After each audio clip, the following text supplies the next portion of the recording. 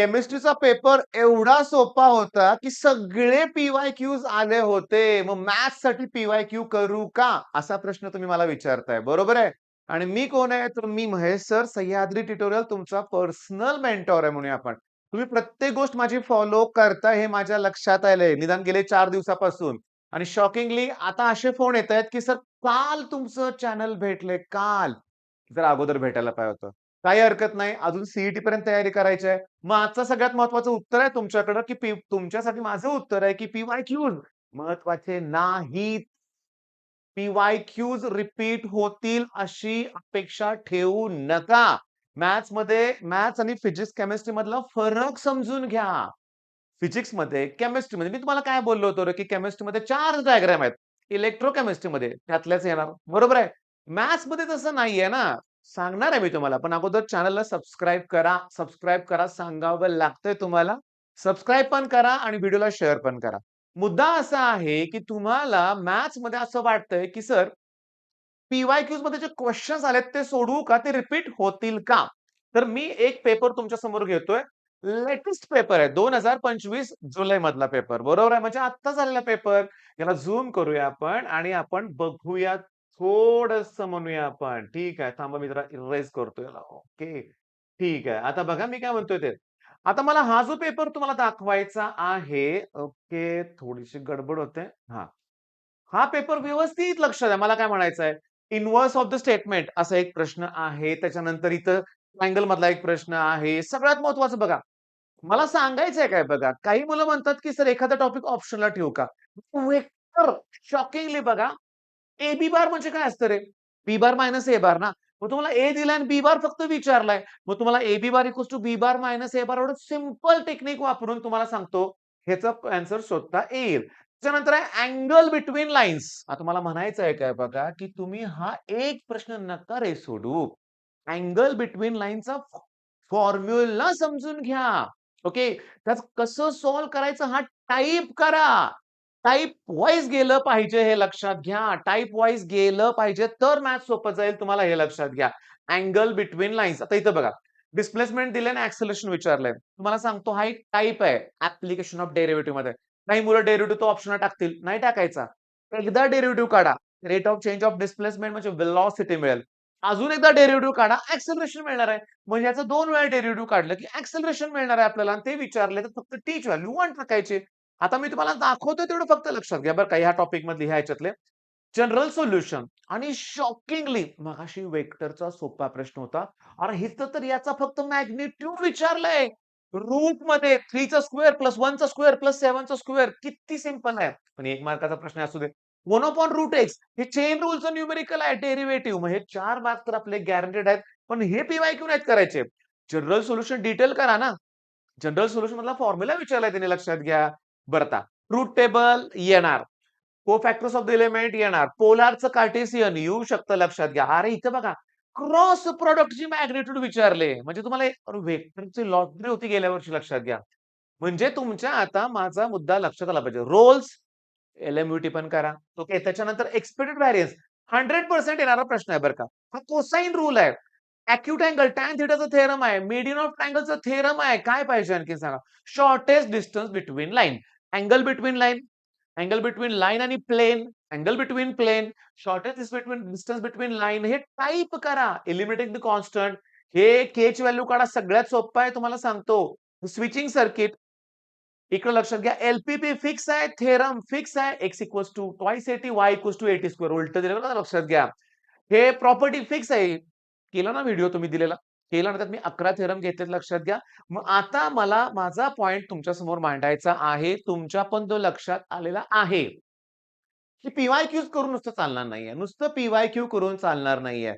काय strategy final बघा. Theorem करायचे. ओके, थेरम करायचे.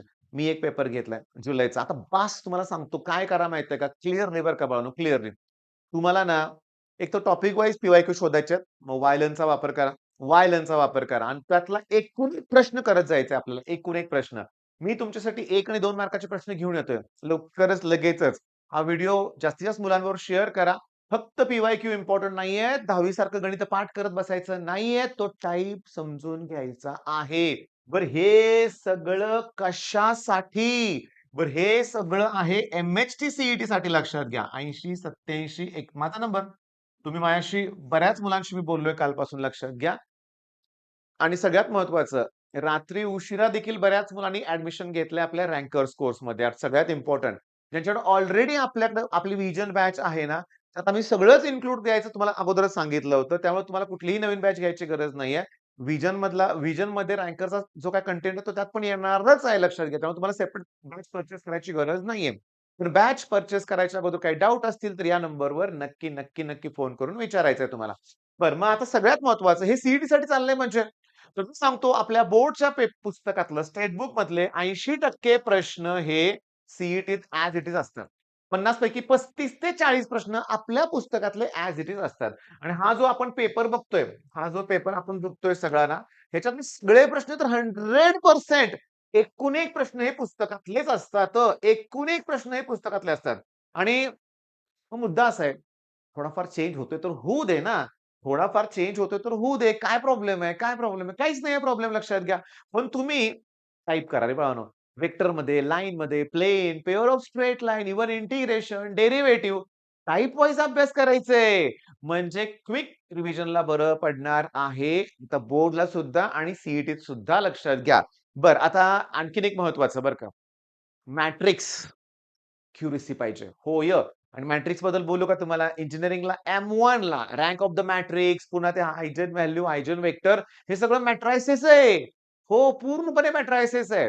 इंजिनिअरिंगला मग M2, M3 मध्ये डिफरन्शियल इक्वेशन आहे. तुम्हाला इंटिग्रेटिंग फॅक्टर असं काय आहे का रे 12th स्टँडर्डमध्ये? तुम्हाला इंटिग्रेटिंग फॅक्टर असं काही आहे का सिलॅबसमध्ये मला सांगा. IF Y into integrating factor equals to integration of Q into integrating factor DX असं काय आहे का? आहे की. मग हा इंजिनिअरिंगचाच पॉइंट आहे लक्षात घ्या. बरं मी तुम्हाला सांगतो. डिफरन्शिएशन 8 मार्काला आहे. ओके, एवढी 8 मार्काला आहे. पण डिफरन्शिएशन मधलं थेरम 4 मार्काला येतंय. मग माझी स्ट्रॅटेजी तुम्ही वापरली. थेरम जर अगोदर परफेक्ट केले ना, टेन्शन फ्री. न्यूमेरिकलचे टाइप ढिगाण आहेत रे, खूप टाइप आहेत. म्हणजे बघा, अगदी व्हेक्टरमध्ये म्हटलं तरी आता आपण बघितलं. पुन्हा area, volume of the parallelepiped, volume of the tetrahedron, व्हॉल्यूमचा आहे. पुन्हा स्केलर ट्रिपल प्रॉडक्ट आणि वेक्टर ट्रिपल प्रॉडक्ट पण आहे. मग आता माझं म्हणणं आहे सेक्शन ए, बी ला आणि डी ला अगोदर टार्गेट करा. होय. सेक्शन ए, बी आणि डी ला टार्गेट करा. ते फिक्स क्वेशन्स आहेत. आणि सेक्शन सी चे क्वेशन्स हे पी-वाय-क्यू नंतर रिवाईज करायचा प्रयत्न करा तुम्ही लक्षात घ्या. ओके. मग आता सेक्शन सी फार अवघड असतो का रे? फिजिक्सच्या वेळेस पण बघितलं मी सेक्शन सी ला घाबरतात मुलं. केमिस्ट्रीमध्ये सेक्शन सी नाही ती भीती आहे मनातली. बऱ्यापैकी टॅन थिटाचं इथलं बघूया की सेक्शन सी कुठला आहे आपण. यातला सेक्शन सी बघा आता. हे काय अवघड आहे का? बिलकुल अवघड नाहीये section C. Eliminating constant, solve the differential equation हेही सोपंच आहे. हे सगळ्यात सोपं आहे. खालचा जो डिनॉमिनेटर आहे ना, तो वरती ॲडजस्ट करायचा असतो. म्हणजे टाइप आला का परत. म्हणजे ते एक्स मायनस बी आहे ना, वरती मायनस बी प्लस बी करायचं असतं आणि साइन ए प्लस बीचा फॉर्म्युला वापरायचा असतो आणि डिनॉमिनेटर सेपरेट करायचा असतो. म्हणजे जर तुम्ही हा टाइपच आहे. अरे किती प्रश्न सॉल्व्ह झाले. Median, theorem, theorem, cosine rule. 3 theorem आले सेक्शन सी मध्ये. मग थेरम केले पाहिजेत ना सांगा बघू. मग आता तुम्हाला कळालंय. स्ट्रॅटेजी तुमची फायनल झालेली आहे लक्षात घ्या. सगळ्या गोष्टी परफेक्ट तुम्हाला कळाल्यात. मग आता वाट कुठल्या गोष्टीची बघताय? अभ्यासाला सुरुवात करा. आणि तुमचे पालक मला कॉल करतायत, रँकर्स कोर्सबद्दल विचारतायत आणि मी तुम्हाला सांगतो, की काही दिवसच ह्याच्यावर आपला डिस्काउंट ठेवणार आहे आपण. 24 तारखेपर्यंत आपण 24 तारखेला सुरू करायचं आपल्याला. 22-23 तारखेपर्यंतच ॲडमिशन्स तुम्हाला घ्यायचे आहेत. All the best.